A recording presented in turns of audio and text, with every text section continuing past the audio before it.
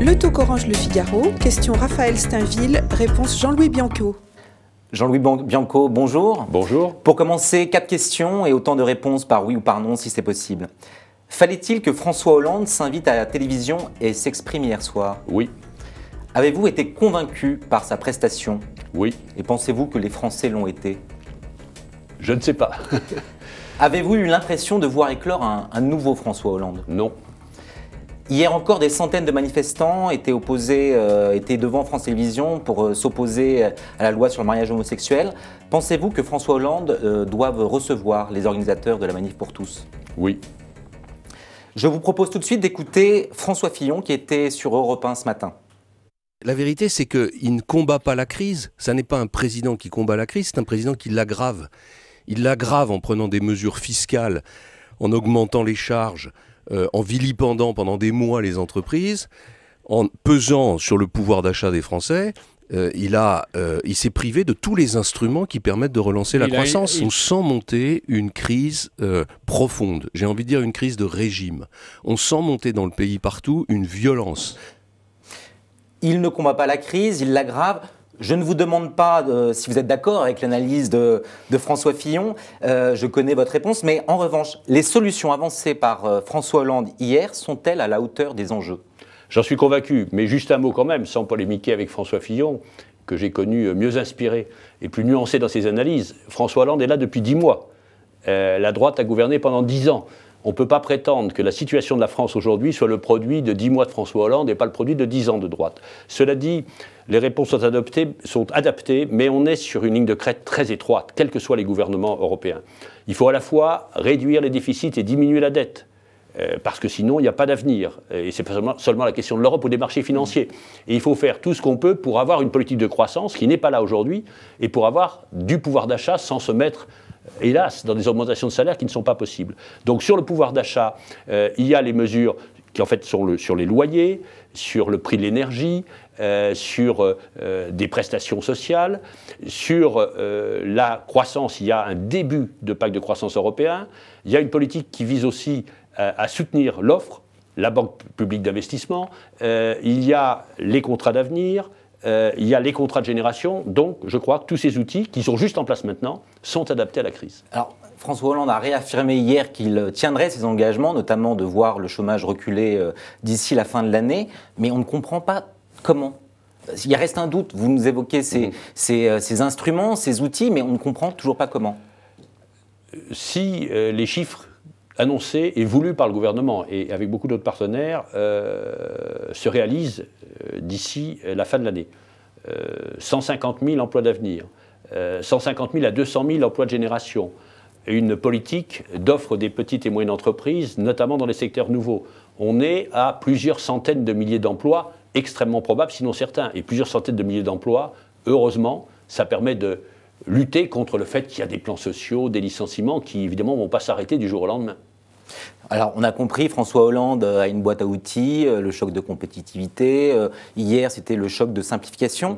Mais est-ce que c'est suffisant? On a un peu l'impression d'avoir, on connaissait le plombier polonais, là, d'avoir un plombier à la tête de chef de l'État, mais on n'a pas eu de vision. C'est quoi la vision? Est-ce qu'on peut la résumer? La vision, il l'a dit, c'est ce que d'ailleurs Jean-Marc Ayrault appelle le nouveau modèle français. Il faut qu'on soit capable de bâtir ensemble, et si possible tous ensemble, d'où l'importance d'ailleurs de l'accord social qui a été signé par certains syndicats et par les organisations patronales, quelque chose où on se respecte, et c'est vrai que c'est un problème aujourd'hui, cette tension dans la société française, pas à cause du gouvernement, contrairement à ce que disait François Fillon dans l'extrait que nous avons écouté. Il faut donc être capable d'être ensemble, il faut se respecter, et il faut développer de l'innovation, de nouveaux services, des petites et moyennes entreprises exportatrices, une transition écologique où on soit exemplaire, c'est-à-dire qu'on fasse des économies d'énergie, on développe les énergies nouvelles, on isole les logements anciens, on ait de nouveaux modèles de ville.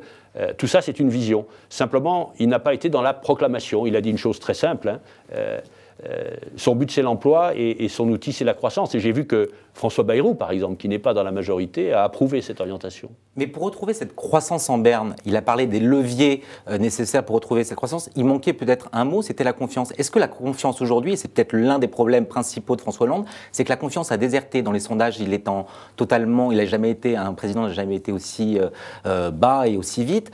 Est-ce que sa parole peut être entendue quand dans les sondages, on est si abîmé ? Vous avez raison de dire qu'il est extrêmement bas dans les sondages. On peut d'ailleurs se demander si, compte tenu de la situation et du moral des Français lié à la crise et à la situation présente dans la France, un autre président, quel qu'il soit, serait beaucoup plus haut. Mais je crois qu'il y a en effet un problème de confiance et qu'il y a un problème général. Il y a un problème de confiance dans l'avenir, d'où l'importance des contrats d'avenir, des contrats de génération. Pour la première fois depuis très longtemps, on a l'impression que les enfants iront plus mal que les parents.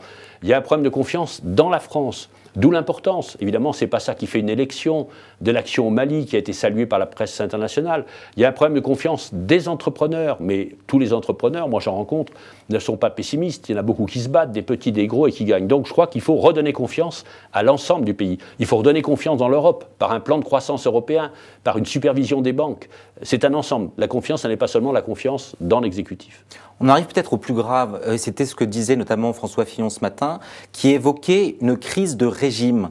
Le climat est délétère, finalement la majorité se disloque un peu.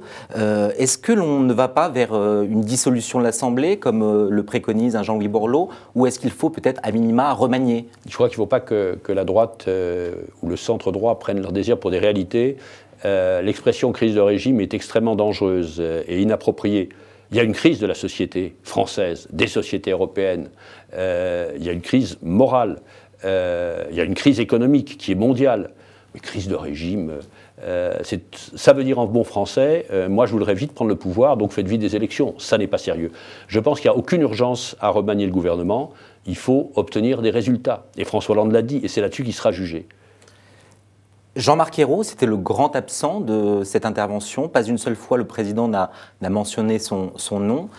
C'était une maladresse, une erreur de la part de François Hollande? Non, je crois que c'était un choix. Le Figaro d'ailleurs l'exprimait dans sa une ce matin. Hollande, seul chef de bataille, si je me rappelle bien le titre de la une.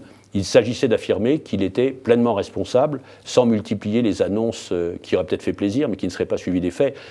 Dans les interventions présidentielles, suivant les moments, on parle plus ou pas du chef du gouvernement, mais chacun sait que ces deux hommes s'entendent bien, se font confiance et ont la même qualité de courage devant l'adversité.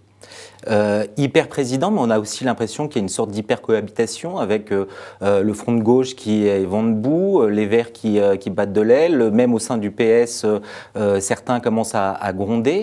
Il y a quand même un problème. Non, il n'y a pas de problème parce que sur tous les grands sujets, les grands projets de loi, à l'Assemblée nationale, il y a une majorité solide.